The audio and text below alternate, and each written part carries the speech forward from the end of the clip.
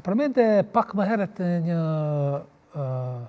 një fakt në të cilën goditjet e ushtrisë së Izraelit ndaj caqeve në Iran targetonin figurat e pushtetit të gardës, sidomos të gardës revolucionare.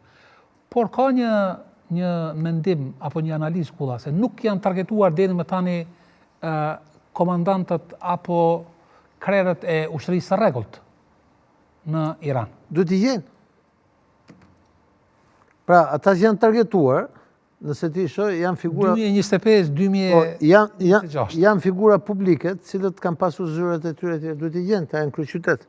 Ata që thua ti, duhet t'i jenë, kanë nëpër territori, kanë nëpër male, nuk është kaq e thjeshtë. Nuk mendon se kanë strategji sepse Jo. Duhet t'i jenë. Nuk është kaq kollaj t'i jenë, sepse sistemi i organizimit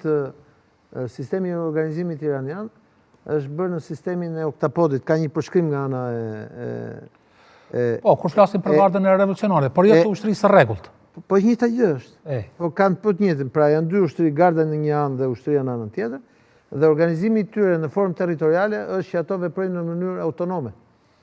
Ndaj unë pata thënë që forma e vetme që të rrëzosh regjimin atje është një marrëveshje me ushtrinë, që ushtria që e di se ku janë këta tjerë, shkonte dhe të merrte të bënte. Por me vrasjen e Khameneit kjo punë është e pamundur. Sepse ke shkuar, ke forcuar bazën ideologjike të regjimit.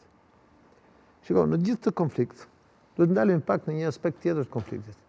I cili është? Eskatologjiku. Fetari. Pra nëse ti do ta diskutojmë. Pra nëse ti dëgjon Peter Hegseth, flet që është lufta e të mirës ndaj të keqes.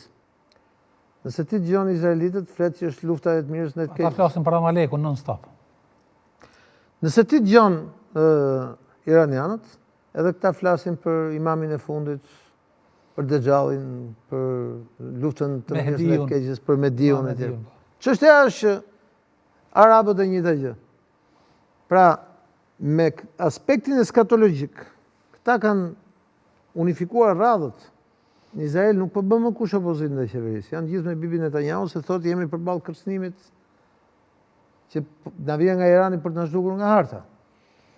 Nëse flet me iranianët është e njëjta gjë që thotë ju kemi thënë që shejtani do vijë një ditë do godasë dhe do jetë Mediu që do na shpëtojë, po Mediu jonë është Khamenei i cili u vra, po do vi do na shpëtojë etj.